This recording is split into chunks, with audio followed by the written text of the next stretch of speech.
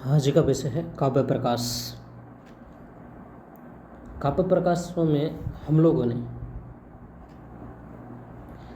काव्य प्रकाश का सामान्य परिचय, दसों उल्लासों का क्या क्या विषय है वो पढ़ा था, और काव्य प्रकाश का मंगलाचरण पढ़ा था।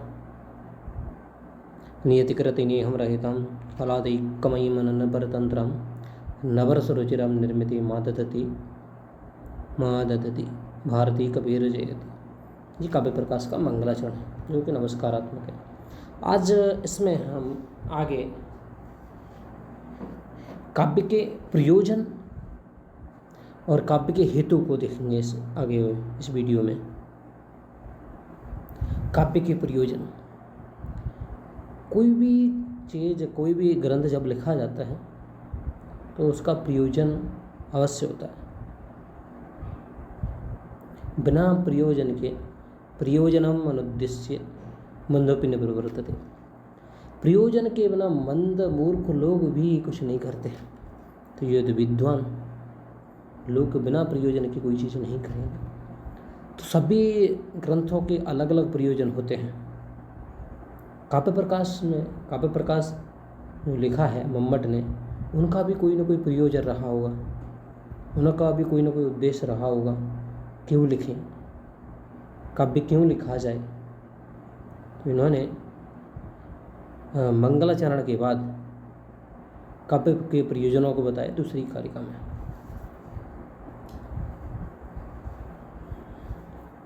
इसको हम लोग आज इसमें काव्य के प्रयोजनों को देखेंगे। काव्य के प्रयोजन, मम्मट ने काव्य के 6 प्रयोजन बताए। सभी ग्रंथों में किसी ने 4 बताए, किसी ने 3 बताए, किसी ने 6 बताए, किसी ने अलग अलग आचार्यों ने अलग अलग जो लक्षण ग्रंथ है, कोई भी ग्रंथ लिखे जाता है तो उसके अलग अलग प्रयोजन अपने अपने मत के अनुसार से बताते हैं। तो मम्मट ने जो बताया है वो कारिका है, उसको हम आज इसको कारिका को पढ़ेंगे। काव्यम यशसे अर्थकृते व्यवहार विधे शिवेत रक्षतये सद्यः परिनिवृत्तये कांता सम्मितयोपदेश युजे। तो ये इसमें 6 प्रयोजन हैं। तो हमको आज 6 को प्रयोजनों को दे रहे हैं। बिना प्रयोजन, हमको प्रयोजन पता चलेगा तभी तो पढ़ेंगे। कहते क्यों पढ़ें, पूछा था ग्रंथ हम क्यों पढ़ें, हमें क्या लाभ मिलेगा इससे। तो सबके लिए कोई ना कोई लाभ होगा, कोई ना कोई, सबका अलग अलग प्रयोजन होता है। तो इसमें 6 प्रयोजन बताए हैं, उनको प्रयोजन पर आज चर्चा करेंगे। काव्य क्यों लिखा जाए, काव्यम, काव्य क्यों होता है। काव्यम भवति, किसके लिए, यश, यश से काव्य किसके लिए होता है, यश के लिए। क्यों लिखा जाता है, यश के लिए लिखा जाता है, ऐसा आचार्य बताते हैं। काव्य यश की प्राप्ति के लिए लिखते हैं। दूसरा प्रयोजन है अर्थकृते, अर्थ के लिए, पैसे कमाने के लिए लिखा जाता है। कोई यश कीर्ति चाहता है, कोई उससे पैसा भी कमाना चाहता है, उसके लिए लिखा जाता है। तीसरा जो प्रयोजन है व्यवहार विधि।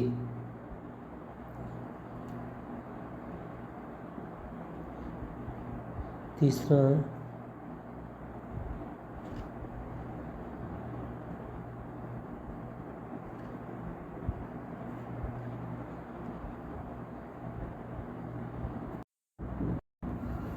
तो तीसरा प्रयोजन है व्यवहार विधि।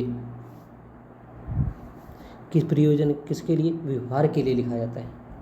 हमें व्यवहार में जानना, हमें क्या क्या कैसे करना है, क्या करना, हमको काव्यों से पढ़ करके पता चलता है हमें व्यवहार में क्या करना चाहिए।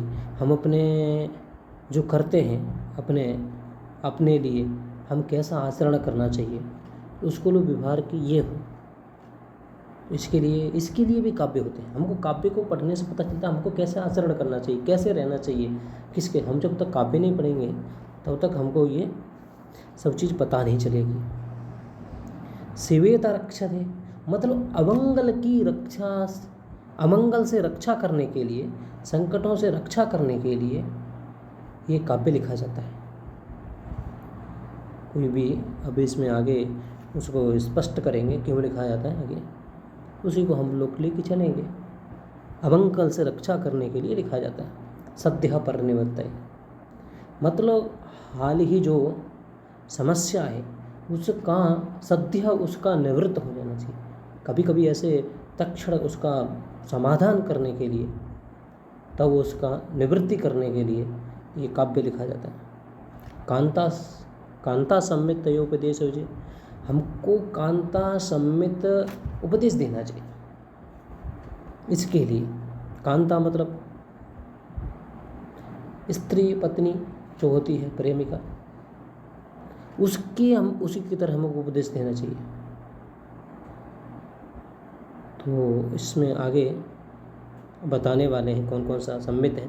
कांता सम्मित यानी सम्मित जो उपदेश है, प्रभु सम्मित है और सुहित सम्मित है और कांता सम्मित है। इनके बारे में आगे बताते हैं। जैसे यश से के लिए,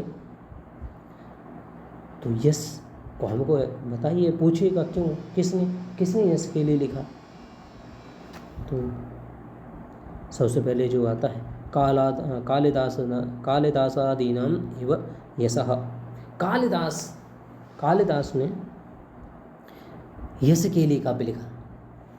तो कालिदास आज संस्कृत का मतलब कालिदास हो गया।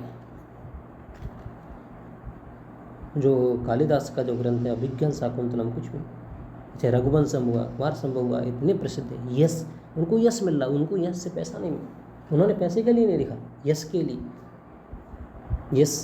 यश मिले, कीर्ति मिले, तो ऐसा सब अपने अपने सबका अलग अलग प्रयोजन होता है। तो कालिदास ने जो लिखा है वो यश के लिए लिखा है। अर्थ करते धन के लिए किसने लिखा? हर्षादे धावकादीनां। हर्ष एक कवि हुए हैं हर्षवर्धन, तो उन्होंने क्या, जो धावक ने जो ग्रंथ लिखे यानी रत्नावली, प्रियदर्शिका, आगानंद वगैरह जो ग्रंथ लिखे, तो कहते हैं कि वो उन्होंने हर्ष ने नहीं लिखे, वो किसने लिखे? धावक कवि ने लिखे। उन्होंने उसको पैसे के लिए पैसे को उसको आवश्यकता थी, इसीलिए तो उन्होंने हर्ष ने उनको पैसे दे करके उन पर वो अपने नाम में ले लिया, अपना नाम उन पर लिख लिया, ऐसा कहते हैं। तो अब इसके बाद आता है व्यवहार विधि। व्यवहार का बोध कैसे हो है, व्यवहार का बोध कैसे हो, व्यवहार बोधक लोक में हम कैसा व्यवहार करें, इसका बोध कराने के लिए हमको क्या करना चाहिए। तो जैसे कि अब हमको राजा, इसमें ना राजादि कथोचित चार प्रज्ञानम, तो ये राजा इत्यादि कैसा आचरण करते तो हमको कैसे पड़ेगा, हम कैसे पता चलेगा? हमको काव्यों को पढ़ के पढ़ेंगे, ग्रंथों को पढ़ने से पता चलेगा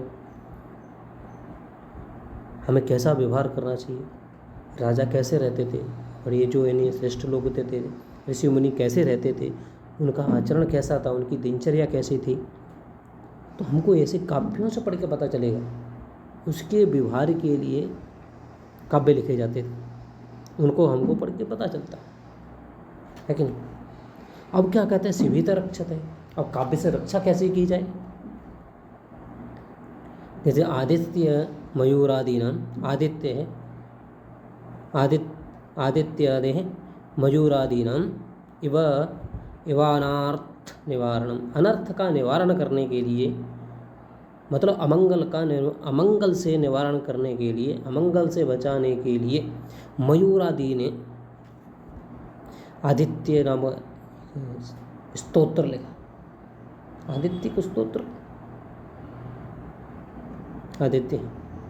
आदित्यादि मयूर, तो उससे क्या अमंगल से निवारण करें, मतलब स्तोत्र कोई भी है, हम कोई भी कैसे ऐसा पाठ करेंगे, कोई से पाठ करवाएंगे, कोई मतलब जो रामायण महाभारत मतलब जो लिखे हैं, मतलब इसको रामायण में इसका सुंदरकांड का पाठ कर लो, इस पाठ कर लो, मतलब उससे अमंगल का निवारण हो जाएगा। उसके निवारण के लिए भी काव्य लिखे जाते हैं। तो इसमें बताया है किसी का इनका वो हो गया था, अमंगल होता, किसी ने कुछ कह दिया, कुछ भी है उनका हो गया कैसे, तो उसके अमंगल से निवारण करने के लिए एक आदित्य तैतीस स्तोत्र लिखा। उस स्तोत्र पढ़ करके भी ये लोग नहीं, जैसे मंत्रों को पढ़ करके अमंगल से निवारण होता, वैसे स्तोत्रों को इत्यादि। अब क्या कह रहा है, संग यानी जो सद्या पर सकल प्रयोजन मौलिभूतम समम समानांतरम एवं रसास्वादन मूलभूतम। तो ये तो इसमें यही कह रहा है कि सद्य ही उसका निवारण करने के लिए और उसका किसी का आस्वादन करने के लिए, मतलब जैसे कि अभी किसी ने सुना और पढ़ा, उसके तुरंत बाद उसका क्या है, निवारण करने के लिए कुछ लिख दिया है, तो मतलब उसका सद्य है। ऐसा कभी कह देते हैं कि इसका मतलब इस पे अब ये हो रहा है, तो कभी कुछ भी गीत बनाते हैं, तो मतलब सद्य उसका कहते हैं कि नया गीत बनना चाहिए, पुराना गीत नहीं चलना चाहिए। तो मतलब उसको कभी जो विद्वान होते हैं तुरंत बना लेते हैं, क्योंकि उसका हाल ही में पढ़ा सुना कि यह पुराना नहीं होना चाहिए, नया होना चाहिए। उसका जो समस्या, उसका कुछ और प्रयोजन होगा कि नया होना चाहिए, इस स्थिति पे बनना चाहिए, विद्वान लोग बनाते हैं। और कांता संबित तयोपदेश विजय, ये क्या कहता है, छठवां प्रयोजन, जो कांता संबित होना चाहिए, प्रभु संबित यानी कांता संबित होता है, तो पहले प्रभु संबित होता है, फिर सुहित संबित होता है, फिर कांता संबित होता है। प्रभु संबित जो होता है वो शब्द प्रधान होता है, मतलब वो उसको मानना ही मानना है। वेद शास्त्र इत्यादि शास्त्र, वेद शास्त्रों में वेदों की बात मतलब शब्द प्रमाण उनकी जैसे ही है, मान लीजिए। और सुहित मतलब मित्र सखा, उससे मतलब वो होता है अर्थ सम्मित होता है, मतलब उसका अर्थ मान भी सकते हैं, नहीं मान सकते हैं। जैसे अभी सुहित सम्मित जो है नहीं, जैसे कि इतिहास पुराण ये जो शब्द आगे जो यानी कांता सम्मित जो होता है, कांता सम्मित जो होता है वो शब्द और गुण, शब्द यानी शब्द और अर्थ, गुण भाव दोनों होते हैं उसमें, क्योंकि देखो किसी न किसी तरीके से माननी पड़ेगी, कैसे करके बात मना ली जाएगी, वो कांता सम्मित होता है, कैसे करना चाहिए। तो इसीलिए तो प्रयोजन कुछ न कुछ विलक्षणता होती है इसमें है। तो भूत व्यापार प्रवणता लक्षणम यत काव्यम लोकोत्तर वर्णन निपुणम कवि कर्मम यत कांतेव सरस्तावादेन अभिमुखीकृत्य रामादिवत वर्तव्यम न रावणादिवत उपदेशम। यानी किसकी तरह उपदेश देना, यानी सरसता पादेन जो क्या है पत्नी, सरस तरीके से अपनी बात मनवा ले। राम की तरह बर्ताव नहीं करना चाहिए, रावण न राम की तरह आचरण करना चाहिए, न कि रावण की तरह। ऐसा प्रयोजन इसमें ऐसा कभी कहता है सर्वदा, क्योंकि कोई काव्य ऐसा नहीं है रावणादिवत कि राम की तरह वर्तन करना चाहिए, इसके लिए काव्य लिखा जाता है। प्रयत्न अच्छे आचरण करने के लिए लिखा जाता है। तो कभी जो मतलब कांता सम्मित होता है वो शब्द मतलब यानी जो प्रभु सम्मित और असुहित सम्मित दोनों का मिश्रण हो जाता है, माने न तो भी मना दे, कैसी न कैसी माननी पड़ेगी बात। तो ये है काव्य के प्रयोजन। सामान्य पढ़ा, कुछ भी रह गया हो तो आगे देखिए, ठीक है। तो इसमें देखो रामादिवत वर्तव्यम न रावणादिवत, ऐसा उपदेश कर श्वेतस्य करोति सर्वथा। तनीयम। ठीक है, अपने सुविधाओं को ऐसे तो करते हैं। काव्य के हेतु, अब इस काव्य प्रयोजन के बाद काव्य के कारण मतलब हेतु कारण, कारणम आहा, ऐसा मम्मट ने कहा है। तो उसको हम आगे काव्य को हेतु को लेकर चलेंगे। सक्तिर निपुणता लोकशास्त्र काव्यादवेक्षणात् काव्यज्ञ शिक्षाभ्यास इति हेतुस्तद उद्भवे, ऐसे इन्होंने बताया है। इन्होंने मम्मट ने क्या बताया है? मम्मट ने 6 प्रयोजन बताए हैं और 3 हेतु बताए हैं।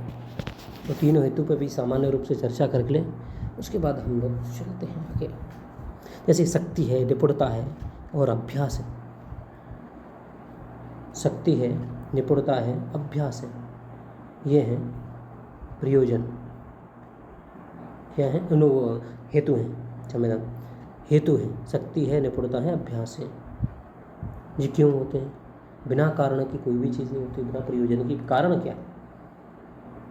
कारण तो बताना पड़ेगा, ताकि बाद तो काम करना पड़ेगा। तो हम इस पर पढ़ते हैं।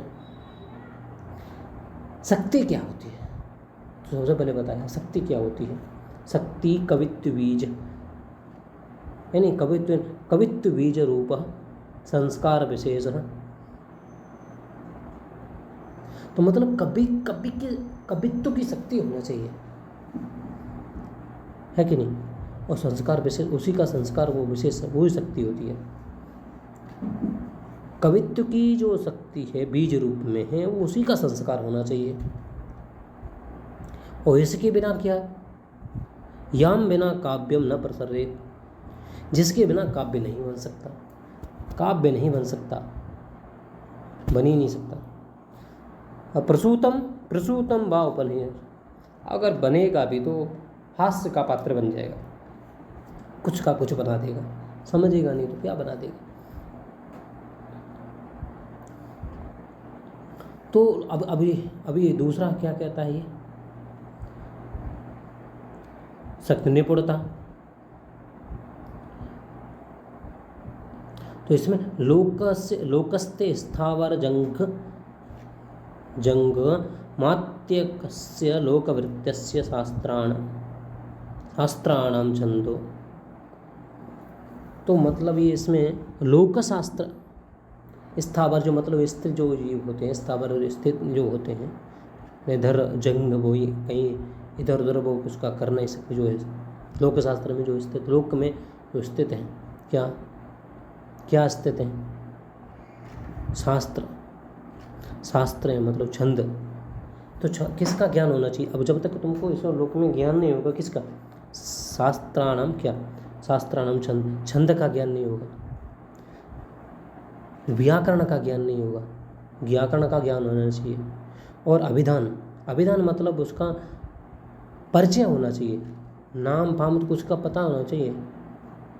किसका परिचय होना चाहिए? नाम संज्ञा क्या होती है, उसको कोश जो कोश है, अभिधान कोश। तब तक हम कोश नहीं जानेंगे तब उसका क्या मतलब निकालेंगे। कलाओं का ज्ञान होना चाहिए, कौन कौन सी कला होती हैं, है कि नहीं? ठीक, तो इसे कोई अलग 64 प्रकार की कला होती हैं। नृत्य कला, संगीत कला, ये सारी चीज़ें कलाएँ 64 कलाएँ होती हैं। और चतुर्दश विद्याएँ होती हैं। और चतुर्वर्ग की क्या जानकारी होना चाहिए? धर्म अर्थ काम मोक्ष। ये प्रतिपाद्य विषय ही होगा। जब तक ये विषय प्रतिपाद्य नहीं होंगे तब तक अब क्या कारण बना लेगा, क्या लिख लेगा ग्रंथों को। तो इसीलिए गज तुरंग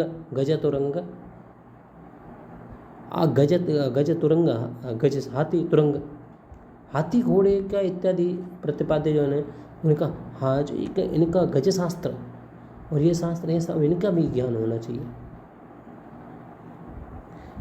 हाथी खड़ग इत्यादि, तलवार चलाना इत्यादि, ये लक्षण ग्रंथानाम। और लक्षण ग्रंथों का ज्ञान होना चाहिए। जब तक लक्षण ग्रंथों का ज्ञान नहीं होगा तब तक क्या बना लेंगे हमें, लेकिन लक्षण ग्रंथ इत्यादि, लक्षण ग्रंथ से संबंधित लक्षण ग्रंथों का ज्ञान नहीं होगा। और काव्यानाम च कवि महाकवि, काव्य महाकवि, और जो काव्य के द्वारा जो पढ़े गए हैं, काव्य जो लिखे गए हैं, उनका भी ज्ञान होना चाहिए। महाकवि संबंधी जो ज्ञान है, महाकवि ऐसे नहीं बन जाते कि बन के 2-4 बातें पढ़ के बन गए, नहीं। तो इसमें आदिग्रहणात् किम, आदिग्रहण से, आदिग्रहणादि इतिहास है। आदि से ग्रहण किया गया है, इतिहास इत्यादि का ग्रहण किया गया है। इतिहास से मतलब क्या है, इतिहास से मतलब क्या है, इतिहास से हमको सारी जो और भी जो ग्रंथ हैं, पुराण हैं, उपनिषद वगैरह चीज़ें, इनको पुराण और भी जो रामायण महाभारत इत्यादि, इनका भी जो इतिहास है हमारे लिए, उनको भी तो जानकारी होना चाहिए ना। विमर्शात उत्पत्ति, उनका भी विमर्श होना चाहिए। काव्यम कर्तुम विचारयितुम च ये जानन्ति ततोपदेशेन करणे योजने, मतलब करण योजन पौना पुण्यन प्रवृत्ति त्रया सम्बन्धिता, मतलब जो काव्य करना उसका जानते हैं, रचना करना जानते हैं, उनके उपदेश लेना चाहिए। ठीक, उनको बार बार उनसे मिल करके उन पर चर्चा करना चाहिए कि कैसे होता है। जब तक हम विद्वानों से नहीं मिलेंगे, पौना पुण्य, मतलब एक दूसरे से जब तक करण योजन, तब तक यानी एक दूसरे का बार बार नहीं जोड़ तोड़ेंगे नहीं है, तब तक नहीं होगा समझ। न तो व्यस्ता काव्यस्य द्वय निर्माण समन्वय से। तो अब ये क्या कह रहा है, अच्छा सीधी सीधी में सामान्य इसका भावार्थ बता देते हैं कि इसमें कह रहा है कि हेतु या हेतवा, मतलब जैसे इसमें हेतु शक्ति निपुणता अभ्यास, हेतु है शक्ति निपुणता अभ्यास। तो शक्ति निपुणता अभ्यास, तो उसमें अब शक्ति निपुणता अभ्यास इनको अलग अलग गिनाया जाए कि एक ही है जी, मतलब एक नहीं होगा तो भी नहीं काव्य बनेगा। शक्ति भी होना चाहिए, निपुणता भी होना चाहिए, अभ्यास भी होना चाहिए। इनमें से एक भी नहीं हुआ तो काव्य काव्य नहीं होगा। ठीक है, काव्य काव्य नहीं होगा, क्योंकि इसीलिए हेतवाह नहीं, बहुवचन नहीं, एक वचन, एक तीनों को मिलाकर एक ही होता है। तो एक के तीनों के बिना एक भी कम रह गया तो भी नहीं होगा। ऐसे सबका अलग अलग होता है, इसीलिए इसमें तीनों को एक ही माना है, बहुवचन नहीं माना है, क्योंकि तीनों को होना आवश्यक है, अनिवार्य है, तभी उसका हेतु माना जाएगा, न तो हेतु नहीं माना जाएगा। एक कम कम हेतु नहीं बनेगा, बनेगा ही नहीं। इसीलिए इसमें हम लोगों ने प्रयोजन और काव्य को, हेतु को देखा सामान्य रूप से, और आगे देखते रहेंगे इसमें।